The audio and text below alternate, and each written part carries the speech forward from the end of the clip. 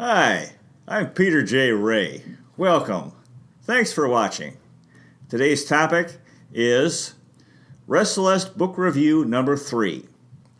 The first book today is Autobiography of a Yogi by Paramahansa Yogananda, which was published in 1946. Paramahansa Yogananda established an organization called Self-Realization Fellowship, or SRF for short.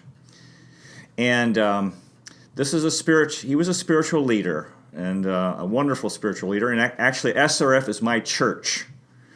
Paramahansa Yogananda taught yoga meditation and how to live teachings.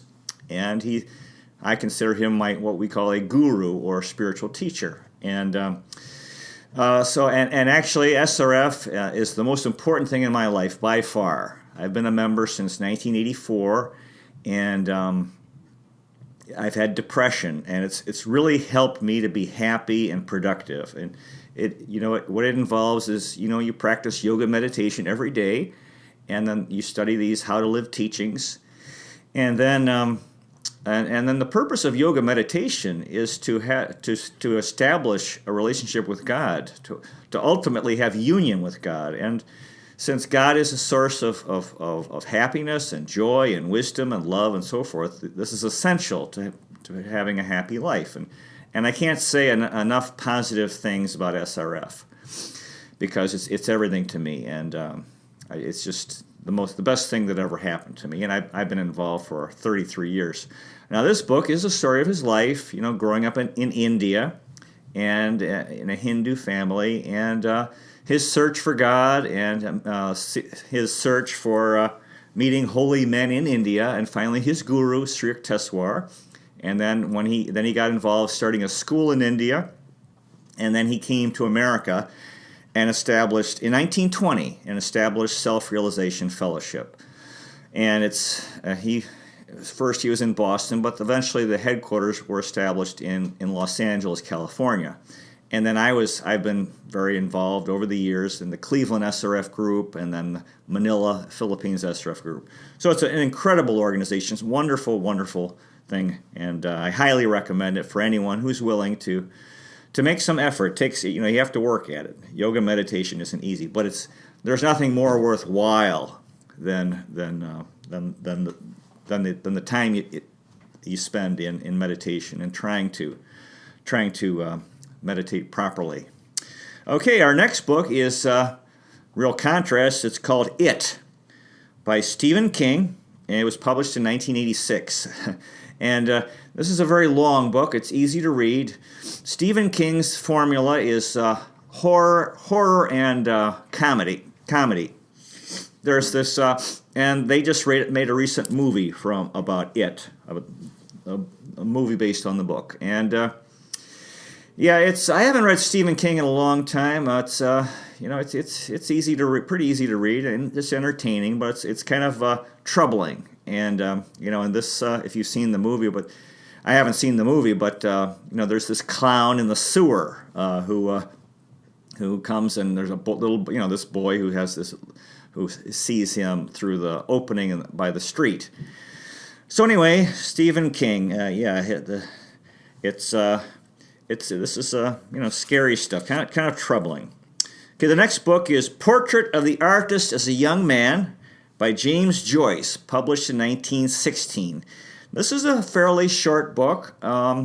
It's a little bit tough, not too tough though, and it's interesting. It's a classic, and it's about his life as a young man in Ireland. And the thing that I remember from the book is that he was really trying to be a religious person, trying to be a godly person, and live right and so forth. And then in his own way, he kept thinking, he wanted to think about God and pray and so forth. And so he was he'd be walking, he was kind of afraid to look at things. He'd be just looking at the ground because he wanted to think of God all the time. So, he was having his struggles, trying to figure out the mystery of life, that we're all doing the same thing. So, James Joyce. Okay, the next book is Mein Kampf by Adolf Hitler, published in 1925. And when I was when I was 15, I read this book when I was 15. It was way too hard. It was my idea, and I'm kind of surprised my parents. They didn't seem to mind. I think if I had a 15-year-old reading Mein Kampf, I'd be a little bit worried. But I was taking German at the class, and I was kind of depressed, and I was trying to be mature. And this seemed to be, this was somehow I learned the title, and it was way too hard. I really didn't understand it, and I don't think I even knew what Jewish people were. He's anti-Semitic, and so, yeah, it was, I remember reading this in the Bahamas when we were on vacation down there, Mein Kampf. Okay, the next book is Red Badge of Courage by Stephen Crane, and published in 1895. This is a book about the soldier in the Civil War in the United States. And, the title is, these young men, they go off to war, and, young men want to prove themselves, and sports, often helps them do that, whether it's baseball, football, basketball. But for a lot of men, it's been going to war, proving that they have courage. And courage is a virtue. Excuse me. And so the title, Red Badge of Courage, actually refers to being wounded. That to prove your courage, it's almost like you almost have to get shot or stabbed by a sword or whatever, or, hit by shrapnel from a bomb. And then you can go home, and hopefully it's not too bad, and because the thing is, you could lose a leg or an arm, or you could die or be blinded. And a lot of the guys in the Civil War, they lost limbs, many of them. And but anyway, that's kind of the goal. You don't want to go home, according to this idea, unscathed. You have to have a wound, and that wound is your red badge of courage. It showed that you were brave.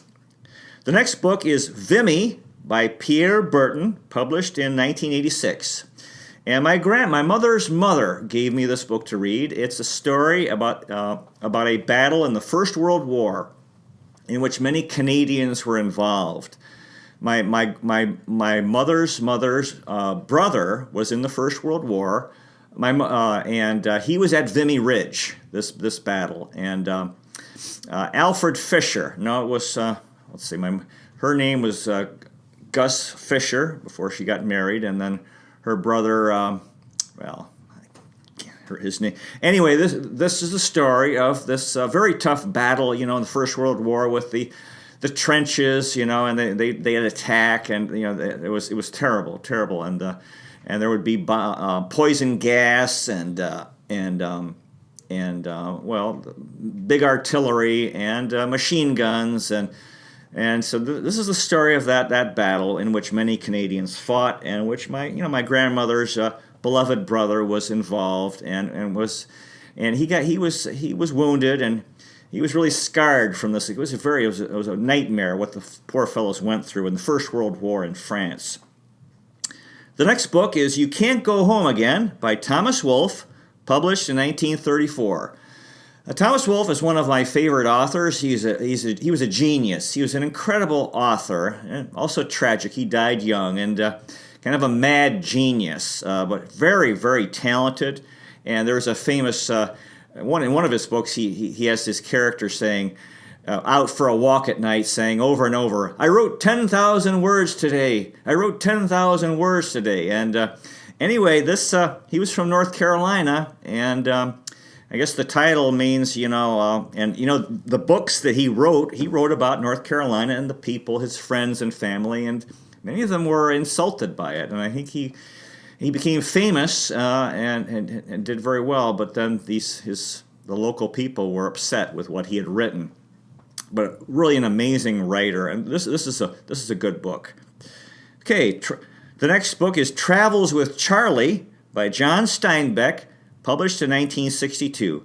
Now, this is a nonfiction book. Steinbeck wrote almost all fiction, and this is a book he wrote near the end of his life, and when he traveled around the United States with his son, with his dog. The dog is Charlie, and so it's a nice travel book from that time, around 1960, and remember reading this in the Boston airport when I was visiting. We were coming to visit the U.S. from the Philippines. The next book is Narcissus and Goldmund by Herman Hesse. Came out in 1930. And this is a good book. Herman Hesse was a wonderful writer, and this isn't too hard. Good story, and it kind of derives from the story of Narcissus, who, if you're a narcissistic person, you're very self-centered. You just think of yourself. And according to the ancient Roman myth, this Narcissus, would look in the water by a lake and fell in love with his reflection. And so I guess one of the characters was, a selfish person. The next book is Phantom of the Opera by Gaston Leroux, published in 1910. Another one of the classic horror books, along with Frankenstein and Dracula and so forth. And this is set. It takes place in the Paris Opera, and this Phantom, he's this guy who's there, and he. Kind of a troubled person, and he falls in love with this opera singer, and she's very beautiful, and so it's this sort of tragic romance, that he's in love with her, but I don't think she even knows he's alive. So it's it's a sad story, and it's a scary story. They've made these horror movies from this. The next book is The Beautiful and Damned by F. Scott Fitzgerald, published in 1922.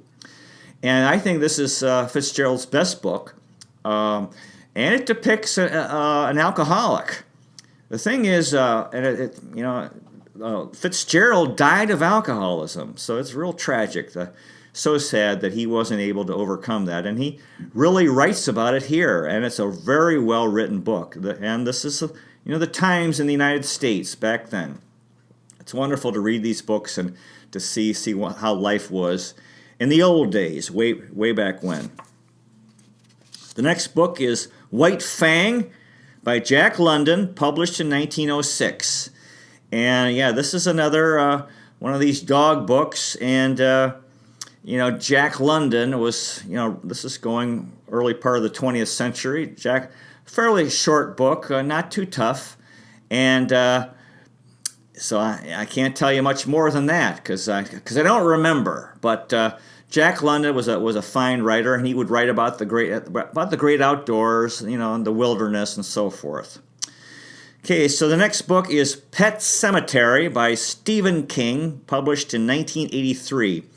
This is another horror book with humor, and it's a troubling book because it's about a child that dies and I think comes back from the dead, and it's I remember in the Philippines I was reading it out loud to my wife Alice and our son Tim when the power went out during a typhoon, and of course we had a young child at the time, so it was very troubling. And the next book is The Shining by Stephen King, published in 1977. And of course they made the famous movie about this, and about this character, this guy with his wife and son who are caretakers of a hotel in the Rocky Mountains in Colorado in the winter, and nobody's there except them in this huge hotel, and I guess there are ghosts and so stuff's going on. And then the main character, played by Jack Nicholson, loses his mind. He goes crazy because of the situation they're in. And the famous scene from the movie where Jack Nicholson decides to kill his wife. This is very troubling, and he breaks a hole in the door to the room, and he sticks his head through and says, "Honey, I'm home." It's a very disturbing thing, and but people find this stuff entertaining. Horror and comedy. The next book is Lolita by Vladimir Nabokov, published in 1955, and this is a story of a guy who is involved he's attracted to girls who aren't really old enough. So this is another actually disturbing book. It's very famous and kind of sickening. That what he's doing is wrong. And there's a recent book came out called Reading Lolita in Tehran in Iran, about these women who are secretly reading forbidden books in Iran, and I guess this is one of them. And it's too bad they didn't get something better. Okay, in my opinion, other people would disagree with me, but that's how I feel. The next book is Things Fall Apart by Chinua Achebe, published in 1958. This is a wonderful book. I read it in college, I believe. It's set in West Africa, and these countries that these traditional cultures that had been living a certain way for centuries. And they made contact with the West, with European countries, and the thing is, they had all these beliefs, and many of them really weren't true, but they believed them, and then. And this was their culture. And then when the West came in with these very new ideas, the British and the French and the Spanish and so forth, the Belgians and Portuguese and the Dutch, and then these traditional cultures, they found that many of their beliefs were challenged and found to be that weren't true. And then that's where the title comes in. Things Fall Apart. It's about the collapse of a traditional culture in the face of modern civilization and the modern world, and how tough that's been, And this is a great story because this happened all over the world as people's lost their the old ways, because they found that they lost credibility. But then what do you get in place of that? So a lot of lost people, a lot of people become very lost, and when traditional cultures fall apart. The next book is called Balls by Graig Nettles and Peter Golenbock, published in 1984. Graig Nettles was a Major League Baseball player. He played for Cleveland Indians. I think he started with the Minnesota Twins, played for the Indians, and he was a big star on the Yankees, won a couple World Series with them, and then the San Diego Padres. And he's writing here mostly about the Yankees, the Reggie Jackson and Catfish Hunter, and the owner George Steinbrenner, and Billy Martin, the crazy manager, and the fights between Billy Martin and Reggie Jackson, and all these guys on the Yankees. Willie Randolph and Chris Chambliss and Roy White and Lou Piniella, Thurman Munson and Mickey Rivers, and so forth. And Nettles played for Cleveland. It's too bad. It was kind of hard for us seeing him become a star on these two teams that won 2 World Series for the Yankees. Played third base. His average was a bit low, but he had power. Okay. And there's a funny story with him. He lost his temper with these journalists who were very critical and so forth. And he says, "Why are you guys so critical?" Of course, or "Why are you guys so negative?" Okay, so that's pretty funny. Okay, the next book is called The Power of Positive Thinking by Norman Vincent Peale, published in 1952. This is a wonderful, incredible, amazing book.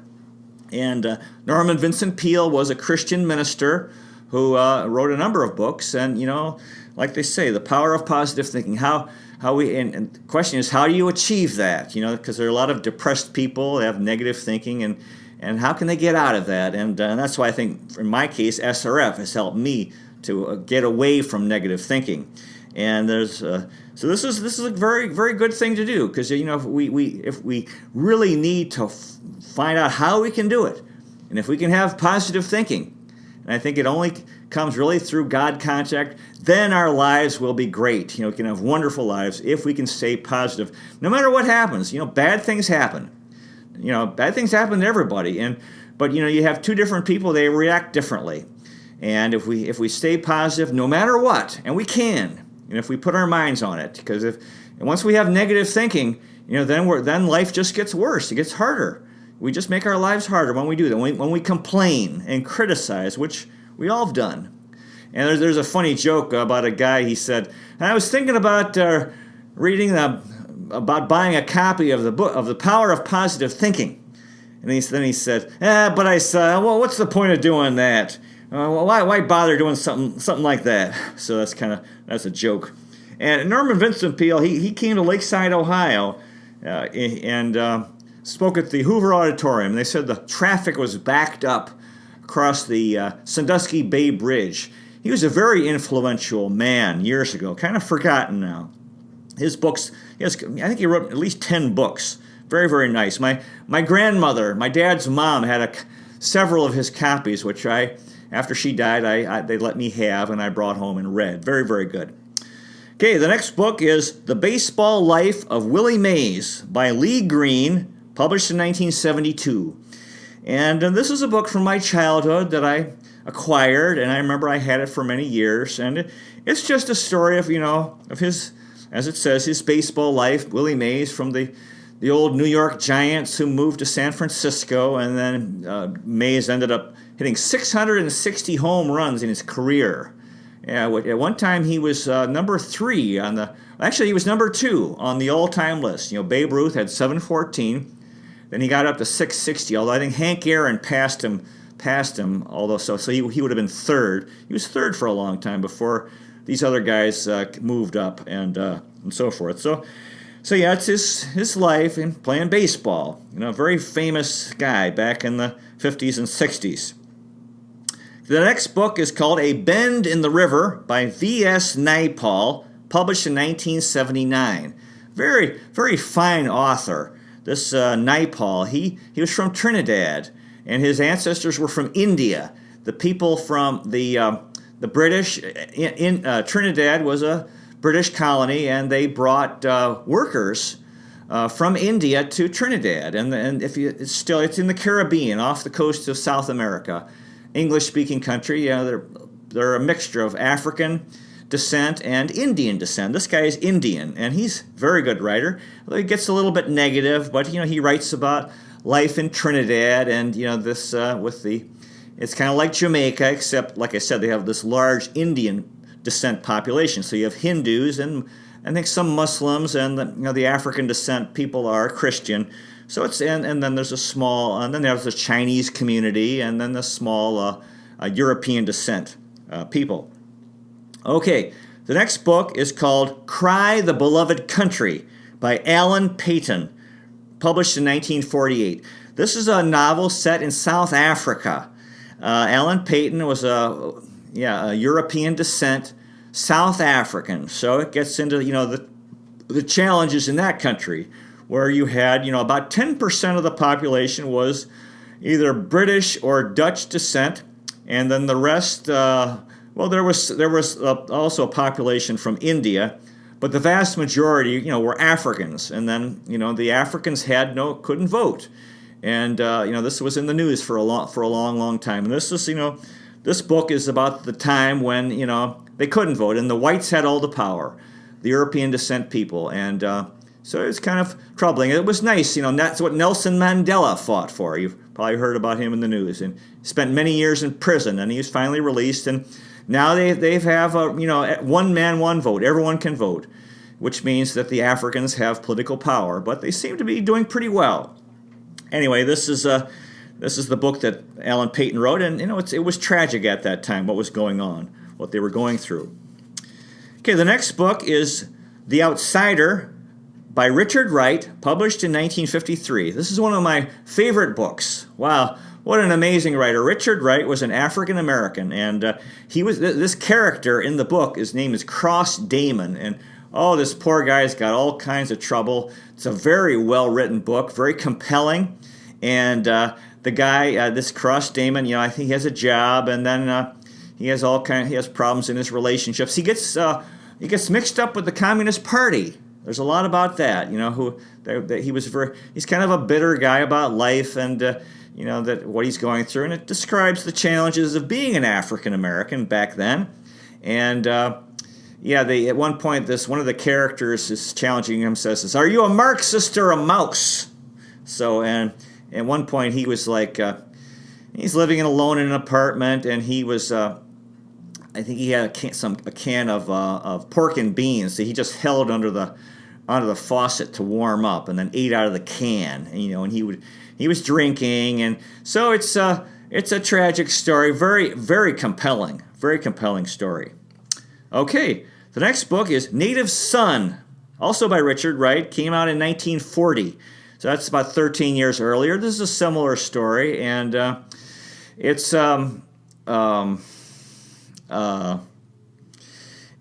an African American, and this seems to be more popular and more read, but I think The Outsider is better. And this is good to, kind of, Richard Wright's pretty much forgotten. He needs to be remembered. He was really a pioneer in, letting people know what it was like to be an African American and how hard it was. Because this is before the Civil Rights Movement, before, when there was segregation and they were really repressed and limited in what they could do. And it was wrong. It was absolutely wrong. And so he writes about what it was like back then to be an African American man in the United States. The next book is To Kill a Mockingbird by Harper Lee, published in 1960. This is a wonderful book. And, of course, many children read it in school. And it's really good because it's a story set in the South and through the eyes of this girl. And, there's her father's a lawyer, and he's a very good man. And then there's this incident where this African-American man is accused of rape, falsely accused of rape. And so Atticus Finch, the father, gets involved in defending him because he knows the man is innocent. But, this is the old days when it's a racist time, and where there was a lot of injustices done to African Americans. And so he ends up, there's a trial, and he defends him. And it really comes out that it's basically he is innocent. It really appears to be innocent. But and it was like the stories. There was a young woman who was white, and she was lonely, and so she asked this guy to work for him, this African American guy, and he would help. And one day, she was like grabbing, and she wanted to have an affair with him. She was lonely, and I guess she thought he was attractive, so she was, came up to him and was hugging him, something like that. And bad timing, I think her father came in and saw this going on, so he decided, the guy had attacked his daughter. And so it's a tragic, very tragic story. Also heroic, because the lawyer, there was a great scene when this guy comes up to him and spits in his face. And then he says, what are you scared to? Are you too scared to fight?